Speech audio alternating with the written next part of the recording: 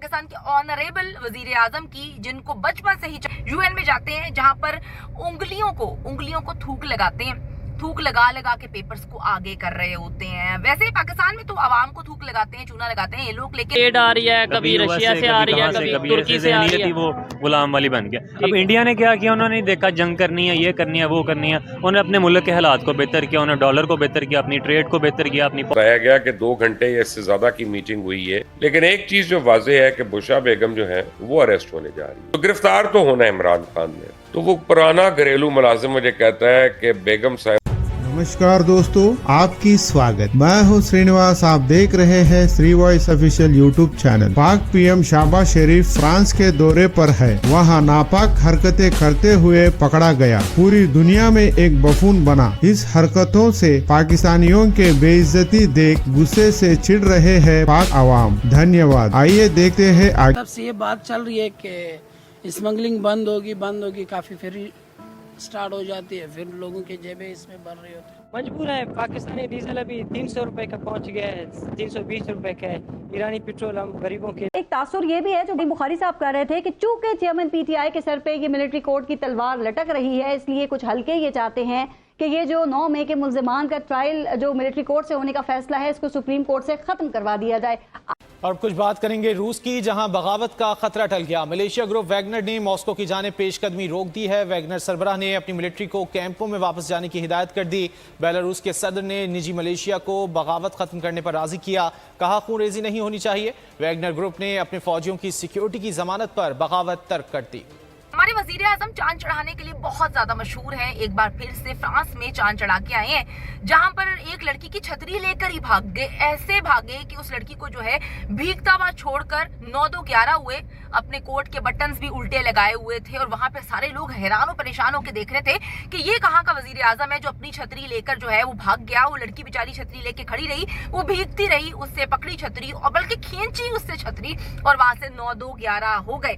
जी, हम बात करें पाकिस्तान के ऑनरेबल वजीर आजम की, जिनको बचपन से ही चांद चढ़ाने का बेहद शौक है। सबसे पहले बात करते हैं, वो जाते हैं SCO समिट में, उसके बाद वो जाते हैं UNO, ठीक है, UN में जाते हैं, जहां पर उंगलियों को थूक लगाते हैं, थूक लगा के पेपर्स को आगे कर रहे होते हैं। वैसे पाकिस्तान में तो आवाम को थूक लगाते हैं, चूना लगाते हैं ये लोग, लेकिन जब दुनिया में कहीं और थूक लगा रहे होते हैं तो लोगों की नजर में आ जाते हैं। कैमरे ने कैप्चर कर लिया कि ये खड़े हुए थे यूनाइटेड नेशन में तकरीर करते हुए, इस तरह की हरकत कर रहे थे कि उंगली पर थूक लगा रहे थे, पेपर को आगे कर रहे थे। वहां पे जितने लोग थे वो बहुत ही अजीब तरीके से देख रहे थे। कुछ पाकिस्तानियों ने उनको इशारा किया कि सर आप वजीर आजम बन चुके हैं, ऐसी सस्ती हरकत ना करें। लेकिन वजीर आजम साहब जो है वो फिर किसी की कहाँ सुनते हैं। उन्होंने जाकर जो है यूनाइटेड नेशन में तकरीर करते हुए पूरी दुनिया के सामने जो है वो थूक लगाना शुरू कर दिया। फिर अभी लेटेस्ट हो जाते हैं क्वीन एलिजाबेथ की जो आखिरी रसूमात की तकरीबात है, दुनिया भर से लोग गए, वो भी गए।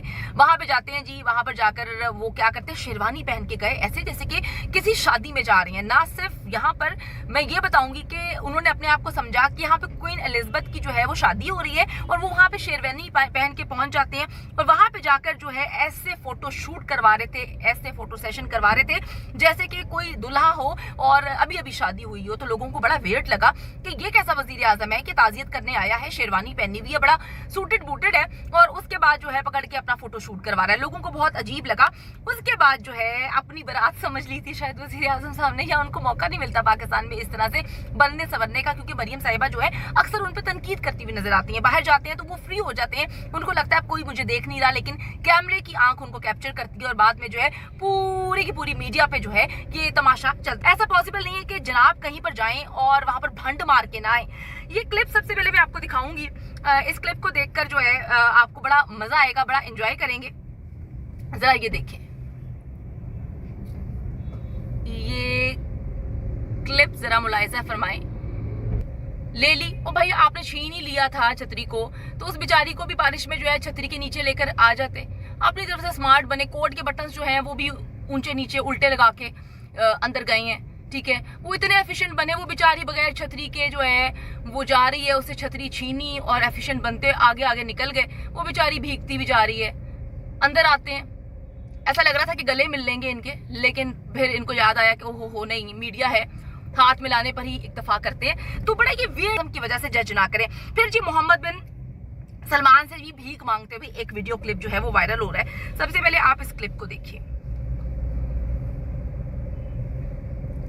अच्छा जी, उनको जाके पकड़ लिया, उनका हाथ पकड़ा हुआ है और कह रहे हैं कि भाई मैं तुमसे भीख मांग रहा हूँ, पैसे मांग रहा हूँ, चेक पे साइन करने हैं, कर दिया करो, क्या तुम्हारे मसले मसाइल हैं। वहां पे जी मांग।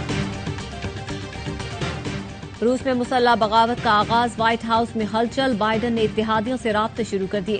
फ्रांसीसी सदर, जर्मन चांसलर और बरतानवी वजीर आजम से बातचीत, रूस की सूरत हाल पर तबादला ख्याल, यूक्रेन के लिए हिमायत की भी तौसीक। तुर्क सदर एर्दोगान का रूसी सदर को फोन, सूरत हाल मालूम की। और ये रास्ता तमाम तर जो है पूरा का पूरा कच्चा रास्ता है और यहाँ पर अगर आप एक ट्रैक से भटक गए तो आपके यहाँ घूमने के चांसेस बहुत ज़्यादा हैं। अगर आप मेरे इस तरफ देखें तो यहाँ पर मेरे पीछे आपको ये गाड़ियाँ छोटी छोटी डिंकी जैसी दिख रही होंगी, ये ज़मियात गाड़ियाँ हैं जो सरहद से यानी ईरानी बॉर्डर से इस वक्त यहाँ पर पेट्रोल लेकर आ रहे हैं। जाने का रास्ता भी यही है, आने का रास्ता भी यही है। हमें रास्ते में जो हमारे मकामी गाइड हैं उन्होंने ये बताया कि यहाँ पर 3-4 मुख्तलिफ ट्रैक्स हैं जिसमें पेट्रोल के अलावा यहाँ पर ट्रैफिकिंग और स्मगलिंग दीगर चीज़ों की भी होती रहती है, लेकिन ज़्यादातर ये जो है डीजल और पेट्रोल, जो ईरानी डीजल और पेट्रोल है उसके लिए इस्तेमाल होता है। वाले ताजरों ने मुकम्मल तौर पर बात करने से ये कहकर मना कर दिया कि उनका कारोबार बंद हो जाएगा और इस बात की खबर किसी न्यूज़ चैनल पर नहीं चलेगी।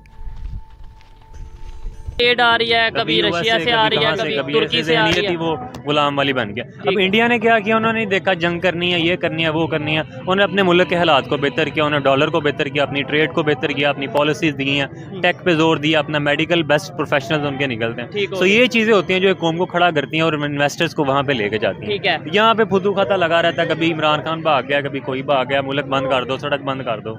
यही पॉलिटिकल स्टेबिलिटी जब तक नहीं आएगी तो मुल्क नहीं आपने 1947-48 लेकिन आजकल दौर है सिर्फ पैसे का, सिर्फ चमक दमक का दौर है और जो गरीब है उसके साथ कोई नहीं खड़ा होता। सेम सिचुएशन पाकिस्तान के साथ है उन्होंने।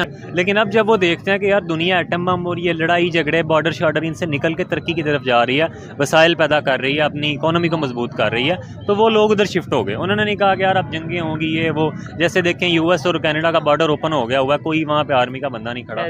तो जब इतने तेजी से वो रिलेशन बेहतर कर रहा है, शायद हम नहीं कर रहे। इसमें सारा तो नहीं कह सकते, मोस्ट ऑफ द जो कह लें कि फॉल्ट है ना वो हमारे लीडर्स का ही है। ठीक है, सबसे पहले तो आप अगर एक लॉजिकली बात देखें ना कि अगर आपको अपने इर्द गिर्द गंदगी नजर आती है ना तो आप सबसे पहले अपने आप को साफ करते हैं और फिर उसके बाद इर्द गिर्द को साफ करते हैं।